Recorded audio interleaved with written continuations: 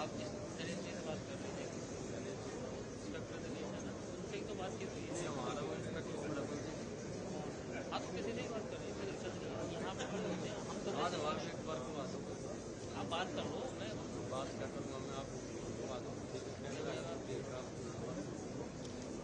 आप बात करो, वहीं से इशारा करता हूँ। मैं क्या बात करूँ, मैं खुद यार मेरा तो काम है ना यहाँ पे, मैं नहीं जा सकता ना बाहर, मेरे को तो ये भी देखते हैं ये भी देखते हैं। तो पीछे खड़े हो जाओ फिर आप, तो मैं वो तो मैं कहीं रहा था, पीछे खड़ा हो जाए, आप पीछे खड़े हो जाओ, आप भी पीछे खड़े। और सर इससे पीछे गए इससे आगे रहेंगे तो कैमरा की लाइन भी तो रहेगी सर, और पीछे चली जाएंगी सर जी। देखो ये यहाँ से पीछे जाएगा तो फोटो ही नहीं आएगा, फोटो नहीं बनेगा तो क्या ट्वीट करेंगे। अब तो खड़े हो जाओ ना, फोटो लेवल जब आ जाना, अगर आप इधर से खड़े हो जाना, आप वैसे खड़े हो क्या बात है, होएंगे तो फिर आओगे ना फोटो पीछे। मैं तो बता रहा हूँ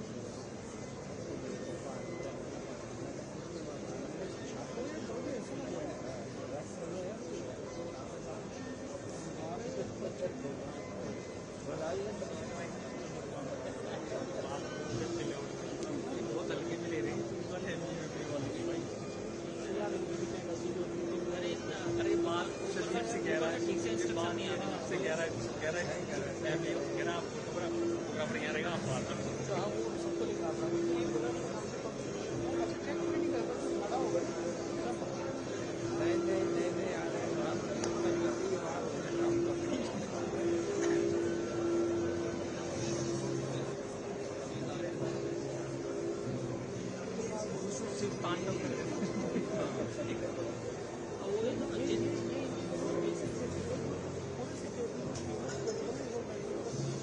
जो टीमिंग हैंड है, जो वीडियो में रहता है, वो ठीक से पास करते हैं, तो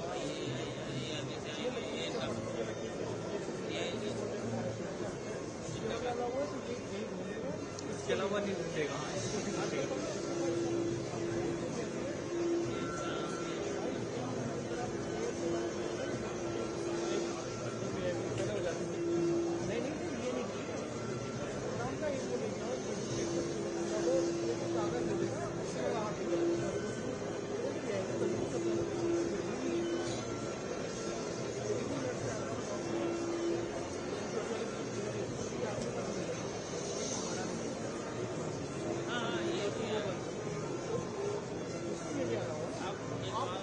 आप क्यों आए हो?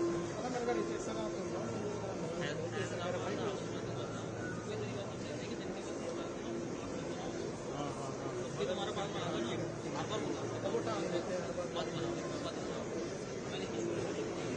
अब इनको यही समझाया कि है ना,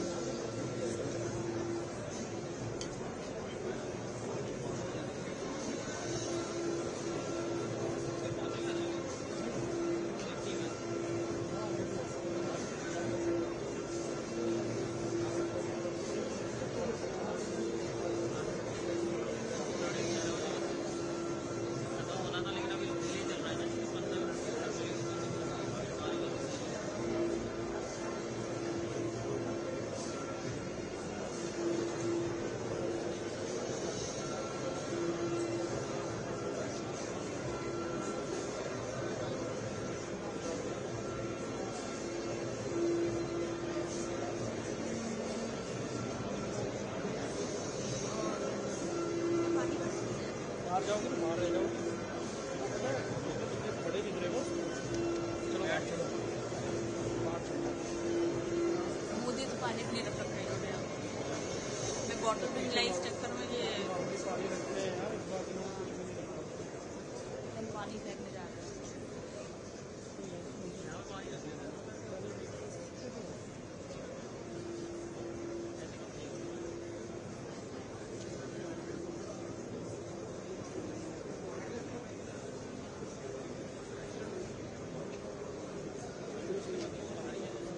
मेरा है, शाम को बता नहीं रहा, संडे में पड़ेगा 3:30 इनको फॉरन मैक्स मार्क करें। आपका नाम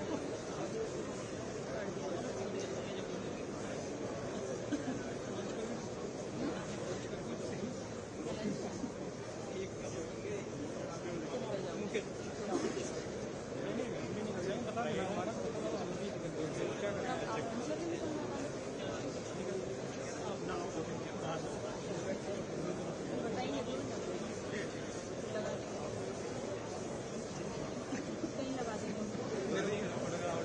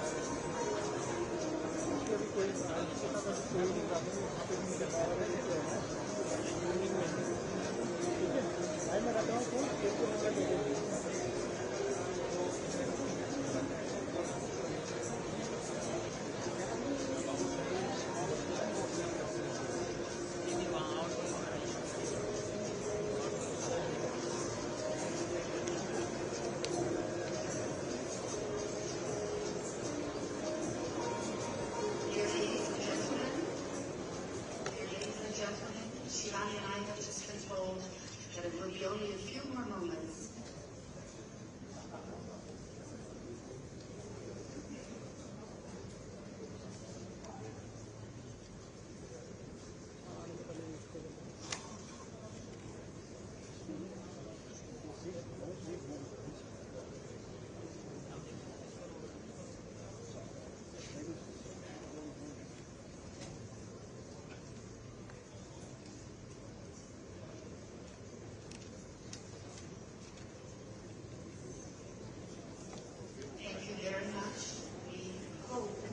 Enjoyed the moment to kind of unwind, gather thoughts, connect a little bit. Now, in just a few minutes, we will have the leaders of both countries walking in through the double door on my left.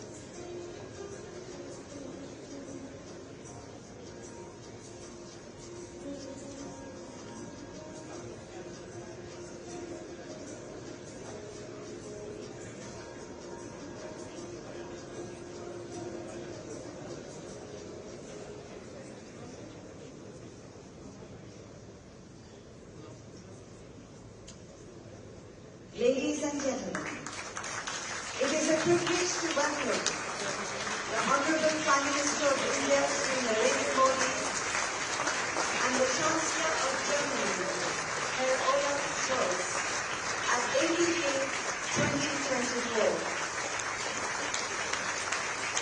The synergy between our two nations and the vibrancy of it is apparent and more than ever before.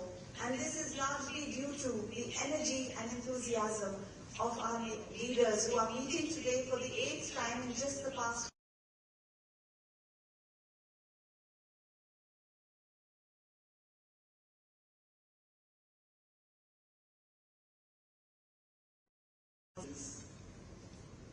Shivani, we all sense in the room at this moment what a special moment this is. A special moment during the third Asia-Pacific conference that is taking place in India now. And at the same time, we have the intergovernmental consultations. And what we also sense this morning is how important it is to come together, to speak together, and also to exchange the view on sensitivities. Yes, it is essential. And I think just to be together in this room, people from both countries, listening to each other, being sensitive to what is being said, and carrying through in what is being done and what can be done is the magic of the moment. And now I'd like to take this opportunity to welcome the Chancellor. Wir begrüßen Sie sehr herzlich, Herr Chancellor Scholz. Wir freuen uns sehr, dass Sie nach Neu-Delhi gekommen sind. Danke. May I please request the Honorable Chancellor Scholz to come and share a few words with us, and we will leave this podium for you, Honorable Chancellor, to be able to address the audience at ADK 2024.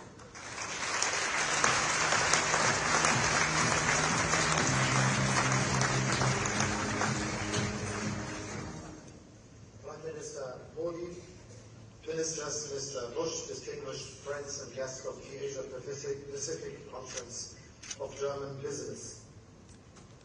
A few days ago, economists Darren Acemoglu, Simon Johnson, and James Robinson were awarded the so-called Nobel Prize in Economic Sciences. They received this prestigious accolade for their work on how democracies and democratic institutions spur prosperity and economic growth. I think it's important that they all worked on this and wrote a lot of letters and texts on this question. And Simon Johnson added in a recent interview that true, genuine, inclusive democracy matters very clearly when it comes to economic success. And the organizers of this year's Asia-Pacific Conference of German Business probably didn't foresee the decisions by the Royal Swedish Academy. But by inviting us to India, you have the right instinct. Today, we are meeting in the world's biggest democracy, the fastest growing major economy in the world with the most rapidly expanding renewable energy sector of any major economy.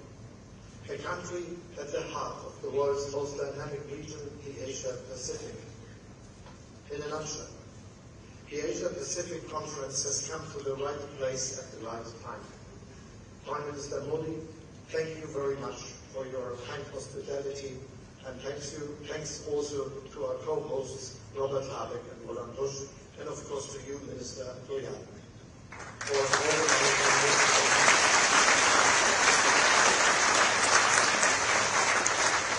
I mentioned this year's Nobel laureates because the message couldn't be more topical. Not only do many democracies face pressure from within, from populists and extremists who peddle simplistic solutions to highly complex problems. What also worries me is an erosion of international institutions and the rules that we have created through them. As the three Nobel Prize laureates tell us, this is not just a political problem, but also an economic one. Because the world where reliable institutions and common rules erode is a more unstable world, a less prosperous world, a poorer world. The world of the 21st century is something where progress is a question we have to work for. But in a multipolar world, there is no global policeman, no single watchdog monitoring our common rules and institutions. Each and every one of us is called upon to defend and uphold them. If Russia was to succeed with its illegal brutal war against Ukraine, there would be repercussions far beyond Europe's borders. Such an outcome would endanger global security and prosperity as a whole. The Middle East remains another constant source of tension and a stark reminder of the human cost of division and the world's inability to reach political solutions.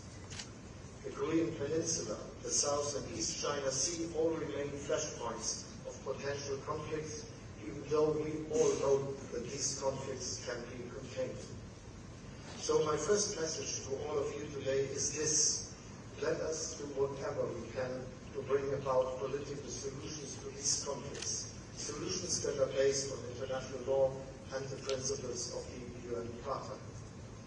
This is not only an ethical and political obligation, it is also imperative if we want to safeguard prosperity and trade and economic cooperation. We need to match words with deeds. The visit of a German frigate to India, as well as to Japan, Korea, and Southeast Asian countries, underlines our commitment to open seas and international law. At our intergovernmental consultations with India, we also want to deepen our cooperation on defense and agree to bring our militaries closer together. Our overall message is clear: we need more cooperation, not less. Globalization has been and remains a tremendous success story for all of our nations. Around 1 billion people in developing and middle-income countries alone have joined the middle class thanks to global value chains, cross-border investments, and economic cooperation. Many countries in the Asia-Pacific region are perfect examples here. This is why I keep telling the proponents of deglobalization and decoupling, or whatever the protectionist policies are being called these days, let's be careful. In the short term, those concepts may sound tempting, but ultimately they lead to weaker growth, higher prices, lower global prosperity, and less competition, which in turn means less innovation. We need to take a different approach, one that I would like to call being open without being naive.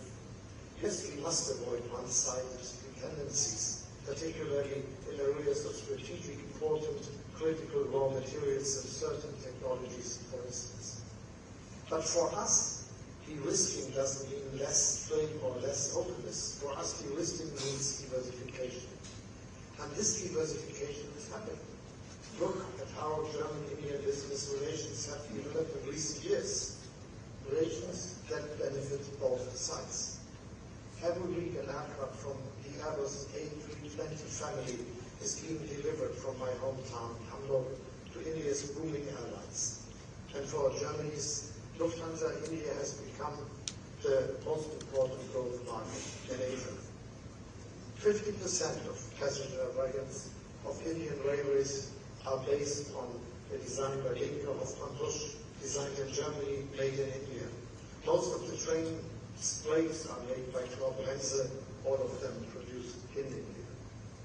German cars dominate the Indian premium market and ramp up local manufacturing, creating thousands of jobs.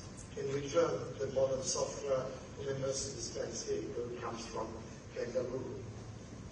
And you, Mr. Busch, recently wrote in an article that Siemens is seeking to take industrial AI to the next level with the help of talent based here in India. Opportunities abound for both sides.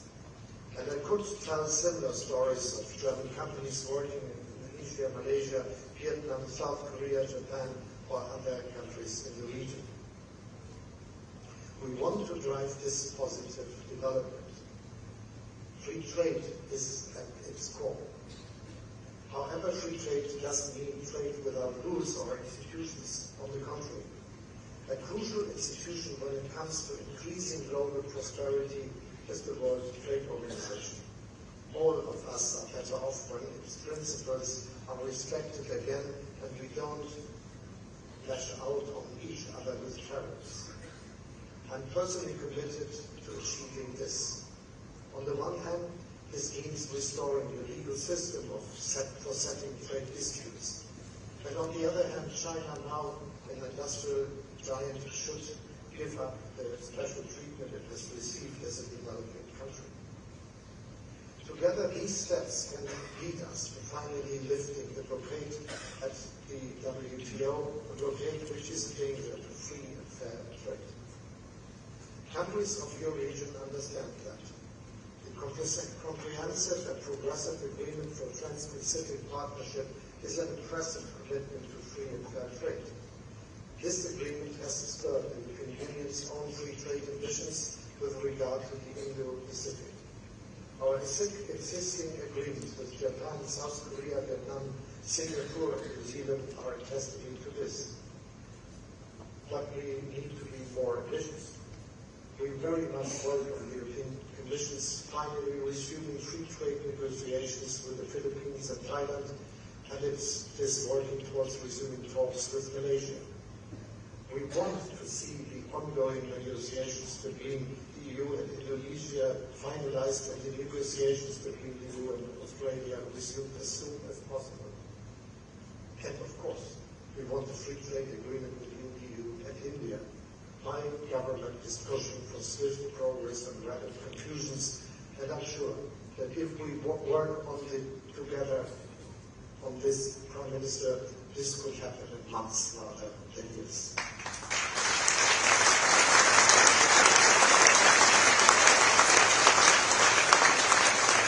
There is one last aspect that that I would like to mention, as it underlines what I mean by being open without being naive.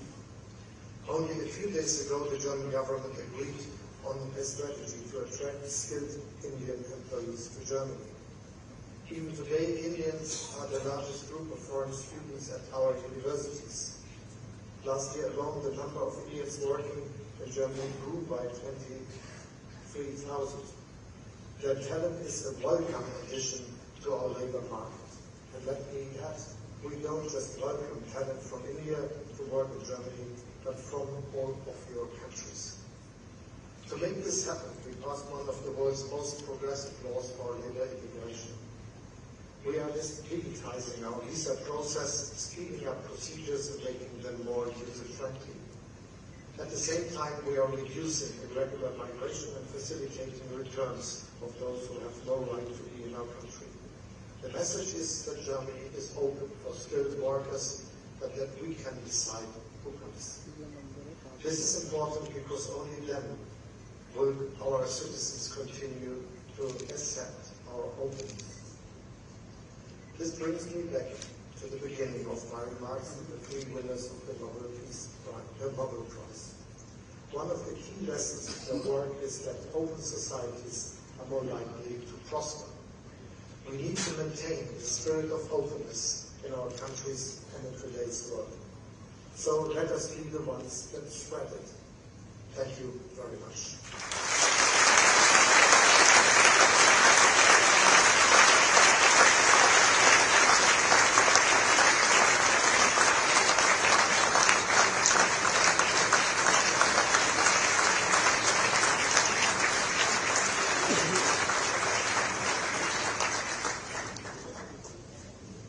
Thank you to our German Chancellor Olaf Scholz. Vielen Dank, Herr Bundeskanzler.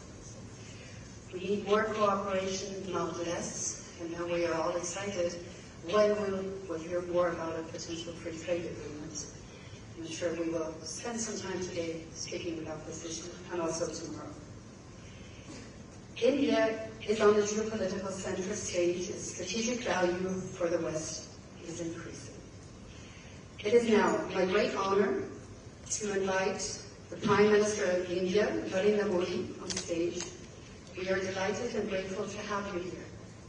Mananiya Pradhan Mantri, Shri Narendra Modi, Namaskar.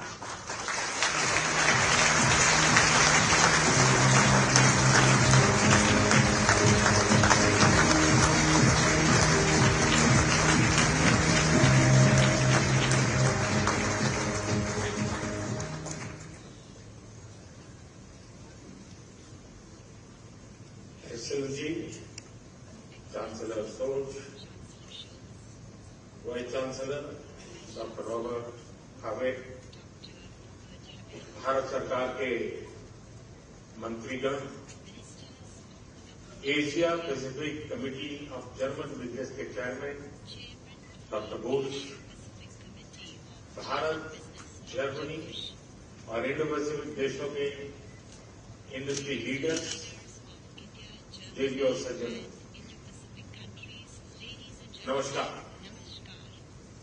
गुटन टाग। साथियों, आज का दिन बहुत विशेष है। मेरे मित्र chancellor Scholz चौथी बार भारत में गए,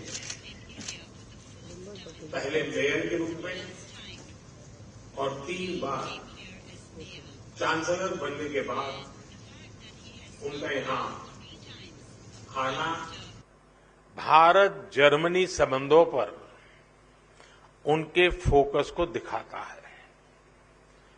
12 साल के बाद भारत में Asia Pacific conference of German business का आयोजन हो रहा है।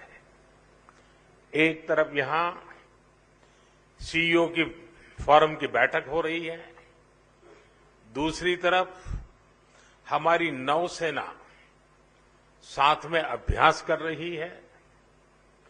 गोवा में German naval ships port call पर है और अब से थोड़ी ही देर में भारत और जर्मनी के बीच 7वें इंटर गवर्नमेंटल कंसल्टेशन का भी आयोजन होना है। यानी हर कदम, हर मोर्चे पर भारत और जर्मनी की दोस्ती गहरी हो रही है। साथियों, ये साल भारत जर्मनी स्ट्रैटेजिक पार्टनरशिप का 25वां वर्ष है। अब आने वाले 25 वर्ष इस पार्टनरशिप को नई बुलंदी देने वाले हैं। हमने आने वाले 25 वर्षों में विकसित भारत का एक रोडमैप बनाया है। मुझे खुशी है कि ऐसे महत्वपूर्ण समय में जर्मन कैबिनेट ने focus on India document release किया है। विश्व की 2 सशक्त डेमोक्रेसीज, विश्व की 2 लीडिंग इकोनॉमीज साथ मिलकर कैसे फोर्स फॉर ग्लोबल गुड बन सकती हैं। फोकस ऑन इंडिया डॉक्यूमेंट में उसका ब्लूप्रिंट है। इसमें स्ट्रैटेजिक पार्टनरशिप को होलिस्टिक तरीके से आगे बढ़ाने की अप्रोच और कमिटमेंट साफ दिखता है। खासतौर पर भारत की स्किल्ड मैन पावर पर जर्मनी ने जो भरोसा जताया है वो अद्भुत है। जर्मनी ने स्किल्ड भारतीयों के लिए हर वर्ष मिलने वाले वीजा की संख्या 20,000 से बढ़ाकर 90,000 करने का फैसला किया है। मुझे विश्वास है कि इससे जर्मनी की ग्रोथ को नई गति मिलेगी।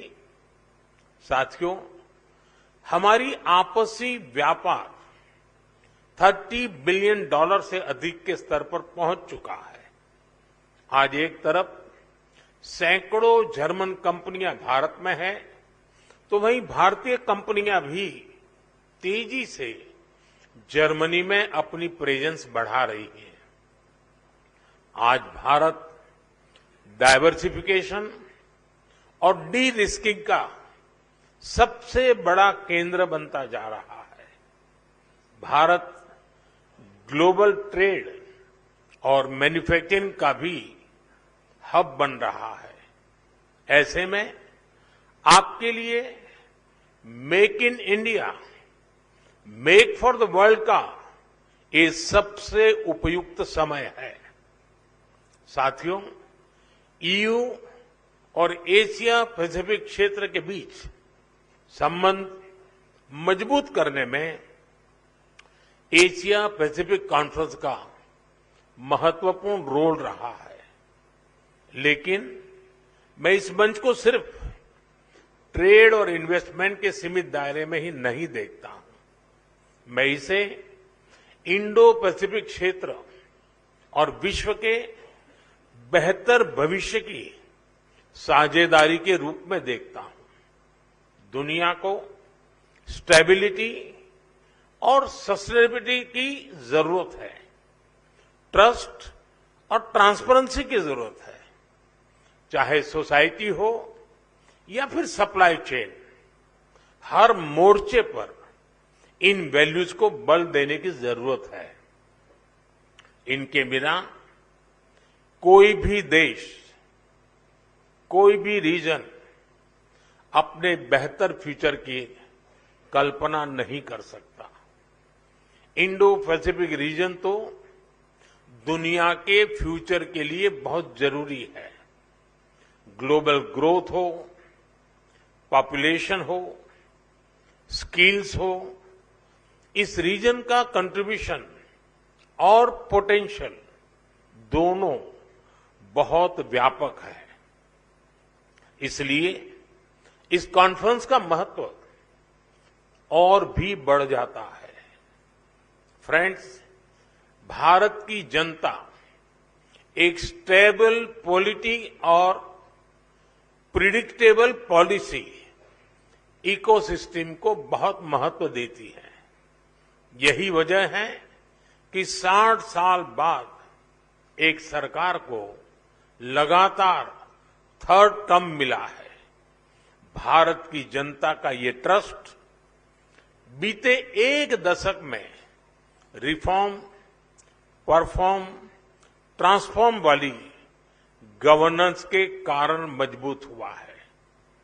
जब देश का सामान्य नागरिक ये सोच रहा है, तब आप जैसे बिजनेस के लिए, आप जैसे इन्वेस्टर्स के लिए भारत से बेहतर स्थान क्या हो सकता है।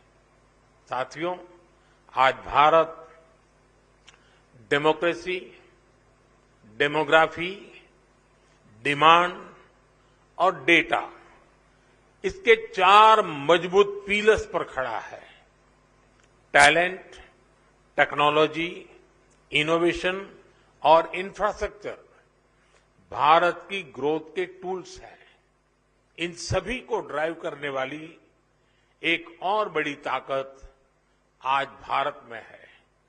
ये ताकत है एस्पिरेशनल इंडिया, यानी एआई, आर्टिफिशियल इंटेलिजेंस और एआई एस्पिरेशनल इंडिया की डबल ताकत भारत के पास है। और एस्पिरेशनल इंडिया को हमारा यूथ ड्राइव कर रहा है। बीती सदी में डेवलपमेंट को मुख्यतः नेचुरल रिसोर्सेज ने गति दी थी। 21st सेंचुरी को ह्यूमन रिसोर्स और ह्यूमन इनोवेशंस गति देने वाले हैं।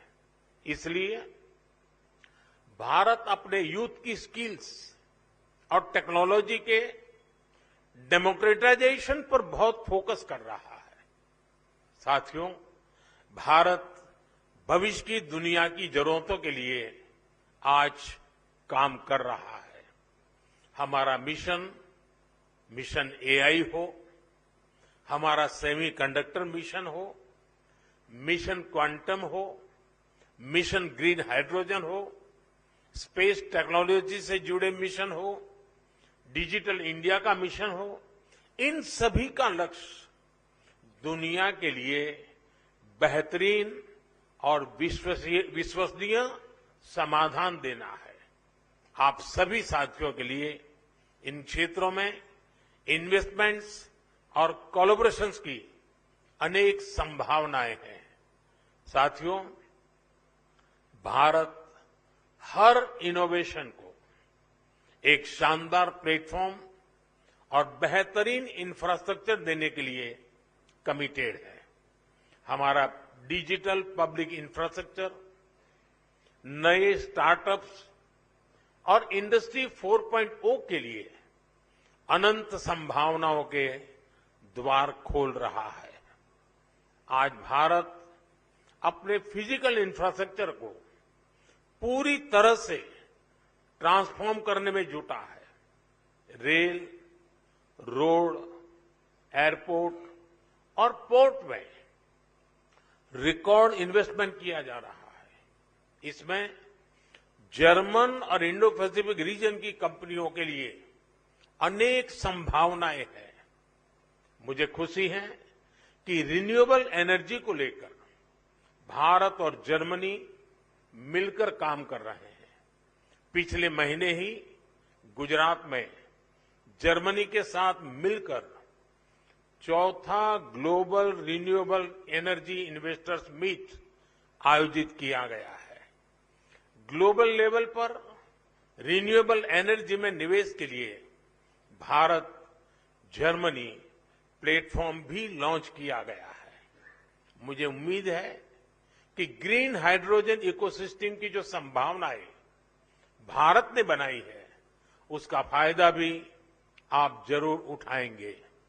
साथियों, भारत की ग्रोथ स्टोरी से जुड़ने का यही समय है, सही समय है, जब भारत का डायनेमिज्म और जर्मनी का प्रिसीजन मिलता है, जब जर्मनी की इंजीनियरिंग और भारत का इनोवेशन मिलता है। जब जर्मनी की टेक्नोलॉजी और भारत का टैलेंट मिलता है, तब इंडो पैसिफिक के साथ साथ पूरी दुनिया का बेहतर भविष्य तय होता है। साथियों, आप बिजनेस वर्ल्ड से जुड़े हैं। आपका तो मंत्र होता है, when we meet we mean business. लेकिन भारत आना सिर्फ बिजनेस ही नहीं होता। भारत के कल्चर, कुजीन और शॉपिंग को आपने समय नहीं दिया तो आप बहुत कुछ मिस करेंगे। मैं आपको विश्वास दिलाता हूं, you will be happy and back home your family will be happier. ये कॉन्फ्रेंस और भारत में आपका स्टे दोनों मंगल हो, इसी कामना के साथ आप सभी का बहुत बहुत धन्यवाद। Thank you.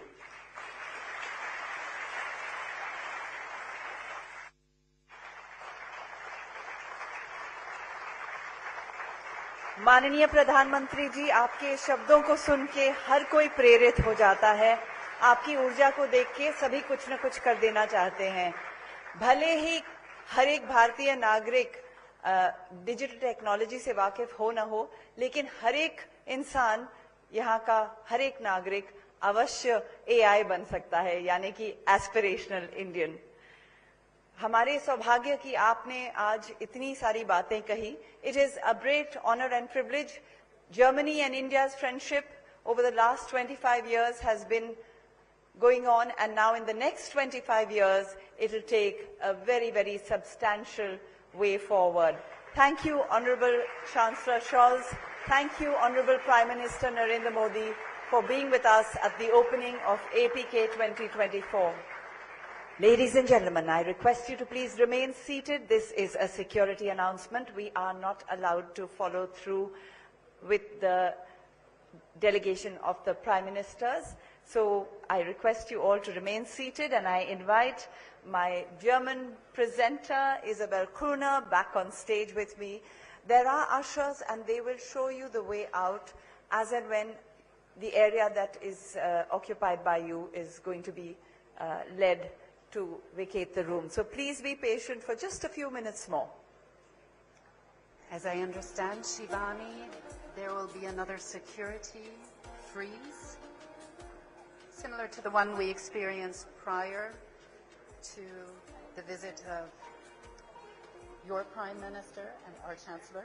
Yes, absolutely. So just a few more minutes, and during that time, Isabel and I can brief you on what you can do after this. Number one, you can look at the app, the APK app.